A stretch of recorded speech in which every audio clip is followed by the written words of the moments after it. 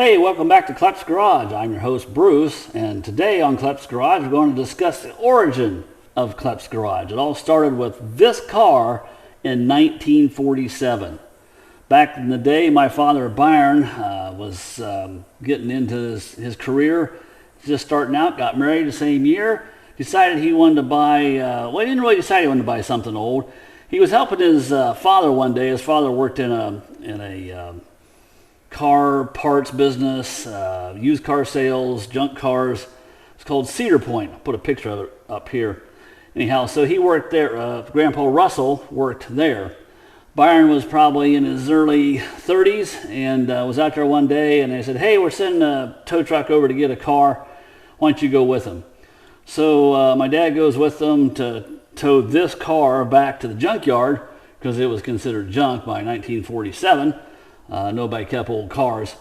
Anyhow, they decided they couldn't tow it, so they just used a rope. So my dad steered this car, and the guy that worked there towed him back to the junkyard.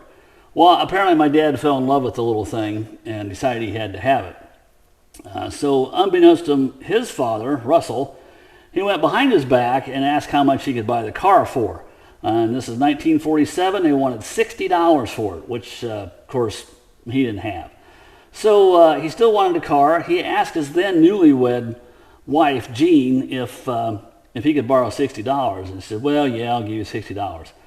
So he borrowed the money off his new wife, bought the car, didn't let his father know that he bought it, actually hid the car for a year because it was unheard of back in 1947 to buy a 20, 30-year-old car that needed completely restored. And why would you want something old? I mean, you get a new car. Well, that's what you do.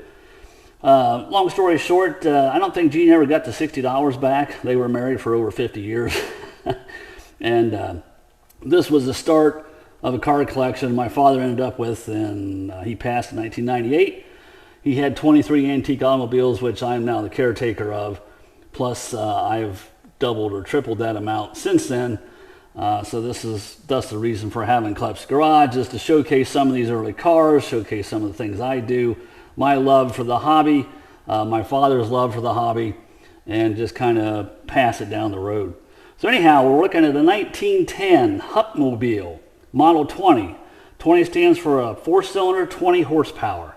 Has a 2-speed transmission, sliding gear, low and high, and a reverse. Reverse is really weird because it's in the neutral position of any standard shift car, so it's very tricky. Anyhow, the car was somewhat drivable, but it, as you can see from that picture, it didn't look nothing like this. It had been rebodied, had a hood, and the body was off of a Metz. The front fenders, I think, were Hupmobile. The rear fenders were definitely Model T. It had holes drilled in it everywhere.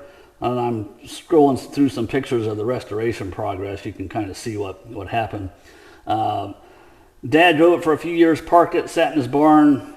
Like I said, that was 1947. Probably by 1951, 52, it was parked in his barn and sat there. I wasn't born until 61, and I remember the car sitting there until 1988. When I said, hey, Dad, what are you going to do with little Hup? He goes, I don't know. I said, what about if I take this and restore it? He laughed. He said, you just knock yourself right on out. I said, all right. Well, I found out later why he was laughing, because anything and everything that could be wrong with this car was. The only thing that was not wore out on this was the rack and pinion steering, which I'll go over later. But I took this thing in 1988. I actually finished it in the year 2000. I'll show you a picture of what it looks like when it was done. And then here a few years ago, 2019, we were invited over to the Indianapolis 500 with a group called the Ragtime Racers. I'll show you a picture of that. So the Ragtime Racers is a group out of California that race authentic pre-1915 automobiles. They race on the Monterey track out in California, any track they can get on as an exhibition. So my son Ted and I were invited to this. He drove his Speedster, which we haven't done a thing on yet. And I stripped the fenders off this thing and the running boards so I could run this on the Indy track. To my knowledge, this car never raced, although Greenville, Ohio had a 1-mile dirt track that Louis Chevrolet actually raced on. And Pop Green, racing out of Dayton, raced on this track. So I don't really know if this car was ever raced or not, but as wore out as it was, somebody drove the pants off of it. Anyhow, I started the restoration. I got it to this point. We didn't have any fenders. My father made the body, and I'll show you a picture of that. He brought the body over in the back of a Model A Ford one day. I'm like, you couldn't haul it in your Suburban? I don't know. Anyhow, so my father passed away in 1998, but he got to drive it in this condition.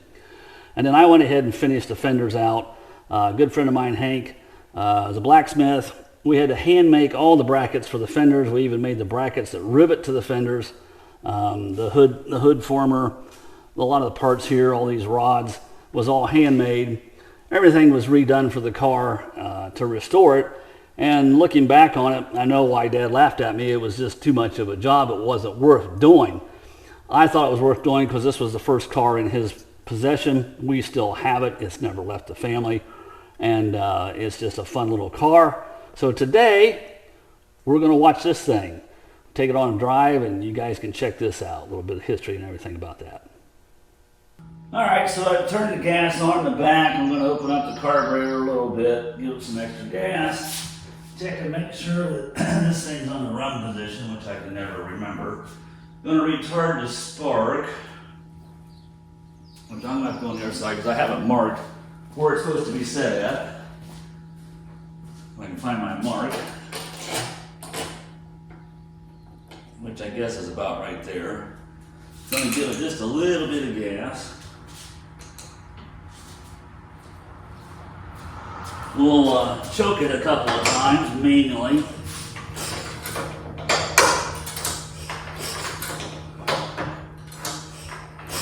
Alright, now we'll see if it'll go. Parking brakes on.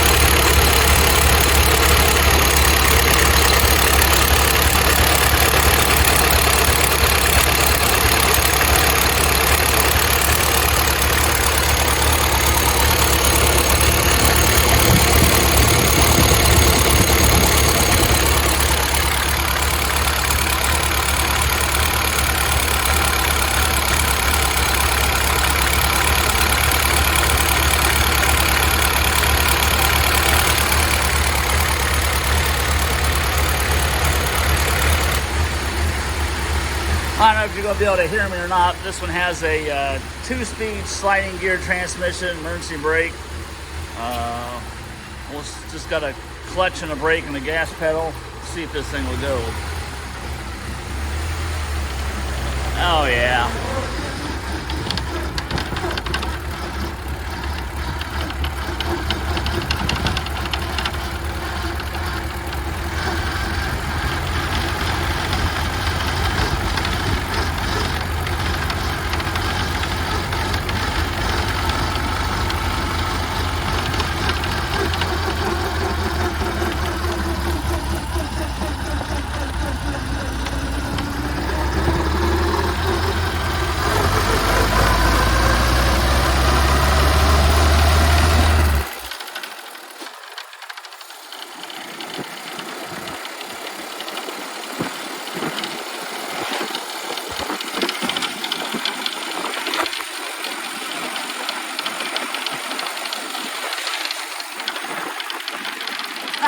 Lost my hat. Must have got up to about 30. Well, this ought to be fun.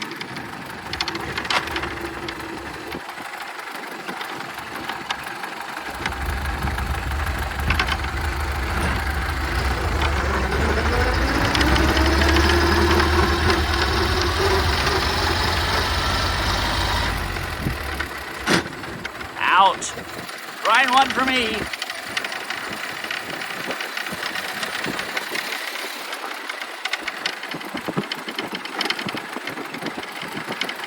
I think I see it.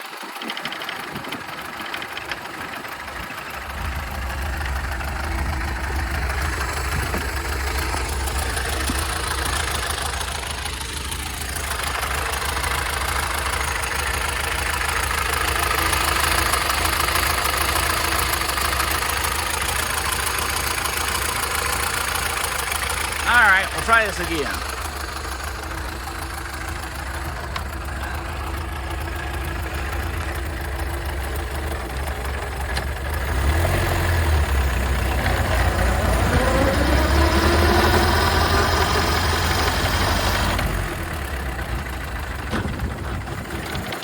Yeah, I don't use the clutch because, well, I don't like to.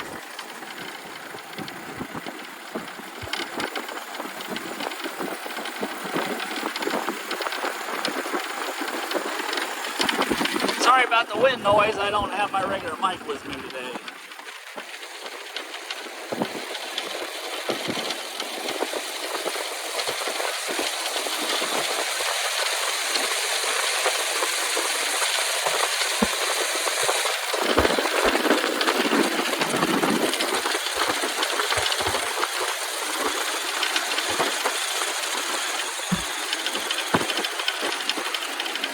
Oh yeah, this thing likes to run. Hey, horse and buggy, I wonder if they want to race.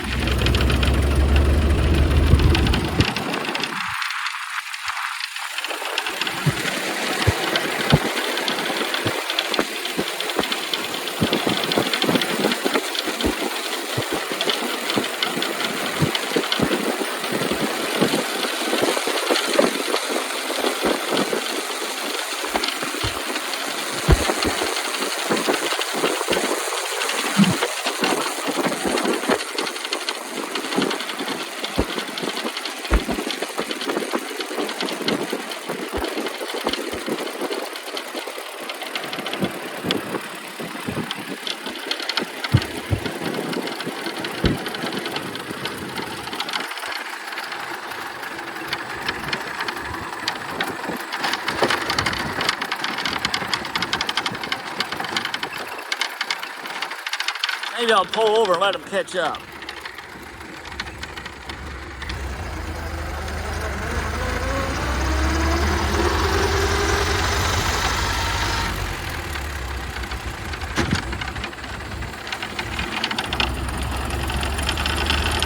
I'm trying not to scare the horse.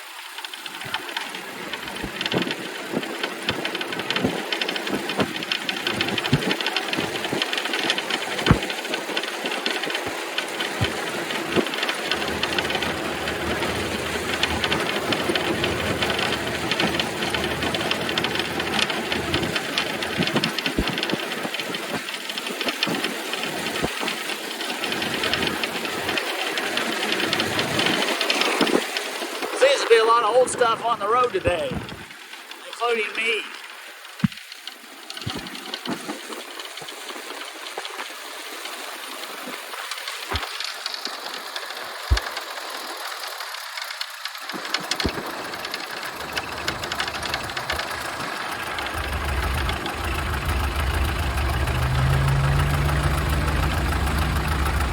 All right, we'll go back to the barn and show you some more about this car.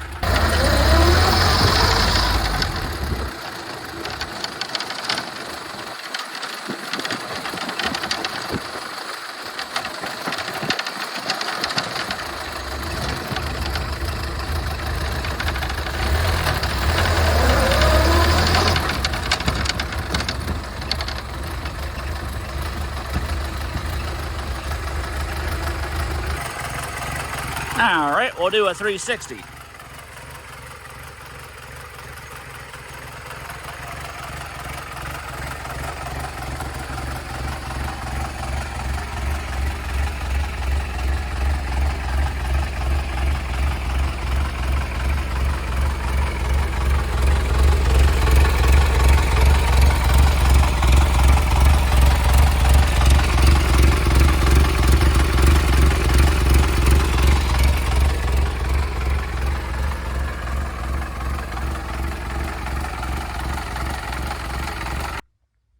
right, might as well start up here in the front with some of the features this car has. This is very interesting. 1910 has rack and pinion steering. Yes, boys and girls, rack and pinion. There's a little gear in there, and there's a rod with a gear on the rod, basically.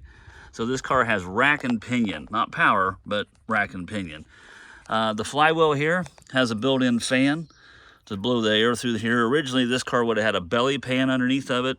That's long been gone, and my metalworking skills aren't good enough to probably build one of them. I have another car with one of those on there. We'll get it out and show it to you here sometime. It's on a 12 Hudson. Anyhow, when I was restoring this car, I decided this had to go. The original one weighed 55 pounds. So I have an aluminum foundry that's close to my house, and I took it over there. I said, can you make me one of these? And I said, we accept the challenge. And so this is an all aluminum flywheel. It weighs 18 pounds. Quite a bit difference on that front bearing that's right there, which, by the way, is just bronze. It's not even Babbitt. So took some of that weight off there. This has an oiling system, self-oiling system when you give it the gas. It has a little doodad here that works this rod and opens the dripping valves. So this motor is actually split into two different sides. It has a front half and a back half. This is where you fill the oil. So you have the front half and you have the back half that just runs down to. This is actually a breather also. And you can put some oil in there. Well, if we watch right here, if I lift this up, if I want to put a little more oil in there, there. Whoop! Well, that was really coming out. Anyhow, you get the idea. It drips out of there. So it has front and back. The motor is actually split. The main bearing is sealed off front to rear. It's got a drip system in it. Really kind of a neat thing that they did with this. So that's, well, then while we're here looking at this, is one of my little tricks. This is an overflow can. It's just hooked onto the overflow of the radiator. And what it does is kind of acts like a modern car. If it overheats, it'll blow the water into here. I always keep some in here so the hot steamy water doesn't crack this glass. Normally I would just use a tin can. When we was on the Indiana track, we used a tin can because you can't have glass. But I kind of like to see what's going on. So I use a glass jar, and then when it cools off, it'll actually suck this water back into the radiator, just like a modern car, but there's no pressurized system. So yeah, I covered the rack and pinion. You can see that or not. Yeah, that's about where that's at. All right, and like most of my cars, I'm running a Model T carburetor because they work better. They're a Holley. Yes, Holley was in business back then. Still make good carburetors this day for hot rods, and they made good carburetors back then. Talked about the flywheel. I dug this one out. This was one of the original ones. I had two motors. One of them weighed 55 pounds, and this one, let's see here. This one weighed, 40. So this is a cast steel flywheel, 40 pounds. The one on the car is cast aluminum, 18 pounds. So one of my little tricks I did. So this is the throwout bearing. There's actually 3 of these in here. All they are is a metal washer with 2 holes drilled in them. You can get these at the hardware store, this size. So there's 3 of them in there. This is the throwout bearing. This is the way it works. And when you push the clutch in, let me back up. I decided to change these and went with a radial bearing. And come to find out, it wouldn't let the transmission shaft stop spinning. So that didn't work. Had to go back to the original one. So 3 of these in there. I don't know why I have only 2, but these were 2 that I had.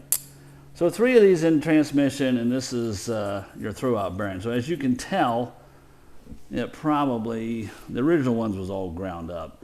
So this lets metal down in the transmission. So I don't use the clutch for anything other than starting the car off in first gear. When I pull up to a stop sign, I throw it neutral, because I don't like using these anymore, and I have to, because this is very, very, very crude.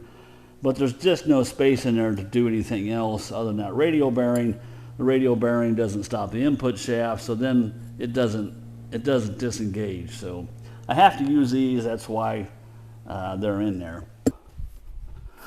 Let's see if I can get this on here without killing myself.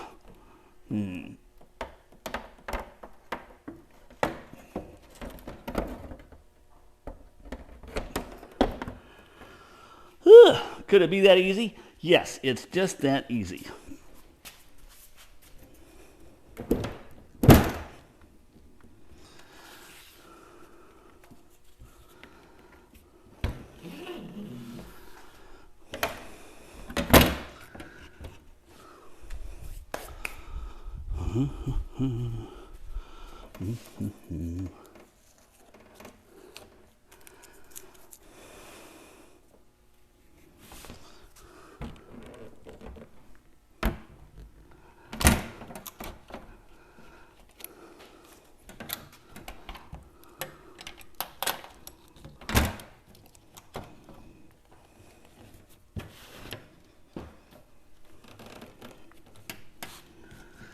Okay, I have the hood strapped down. Maybe I should strap my hat onto my head. We'll take this thing for another ride. Maybe get some aerial shots of it.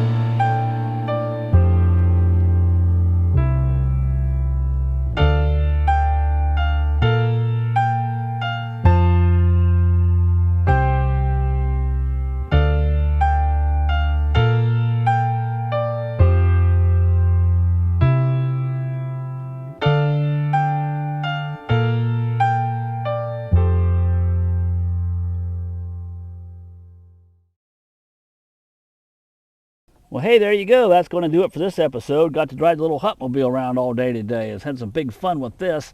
And I don't know, maybe we'll just leave it as a speedster for them and keep driving it this way. This is a lot of fun.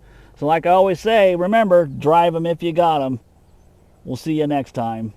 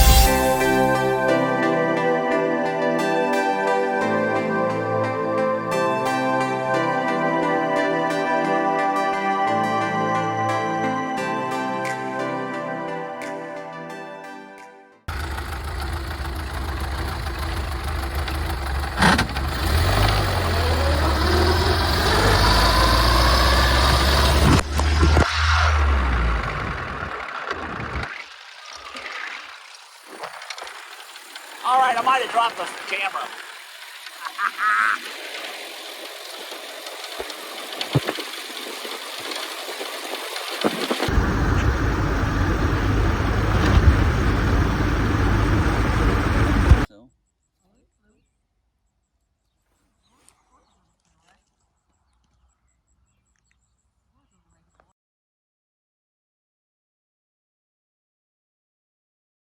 This car is just fun to drive.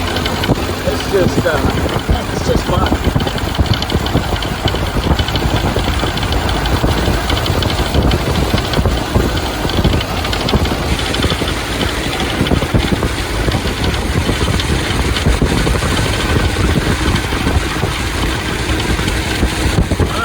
Trail marker. Must be going the right way.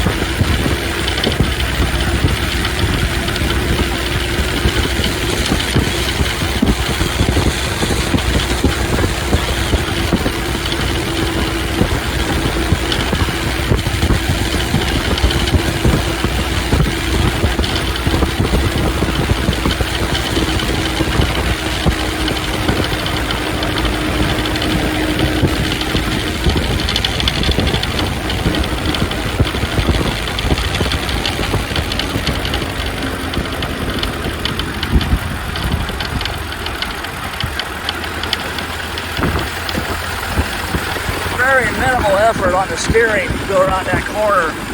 I'm just barely moving that steering wheel. Oh my, trail markers. Woo! Hey, you know, if no fenders, that could be bad.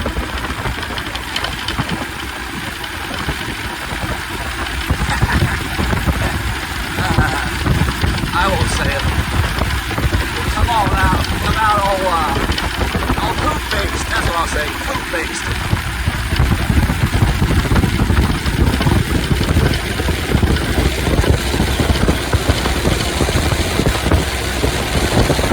I guess this is the corn and soybean tour. To the right, you have soybeans.